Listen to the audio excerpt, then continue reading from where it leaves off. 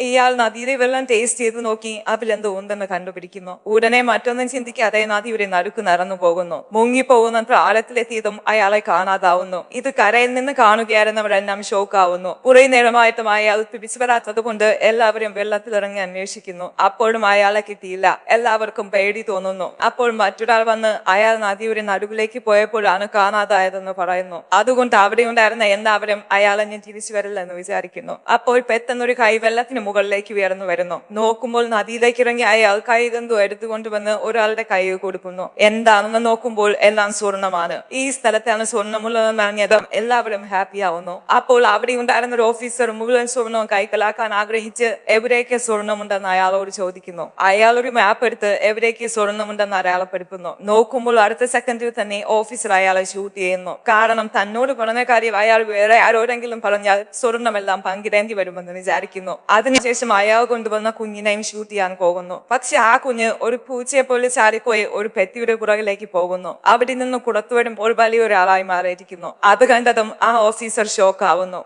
Actually അവന് ഏത് രൂപത്തിലേക്ക് മാറാൻ കഴിയും. അതുകൊണ്ടാണ് ഒരു കുഞ്ഞിന്റെ രൂപത്തിൽ അയാൾക്കൊപ്പം വന്നത്. അത് മാത്രമല്ല ആ സ്വർണം കണ്ടുപിടിച്ച അയാൾക്കും ഒരു സൂപ്പർ പവർ ഉണ്ട്. അയാൾ ഒന്നും സംഭവിക്കാതെ കണ്ണു തുറക്കുന്നു.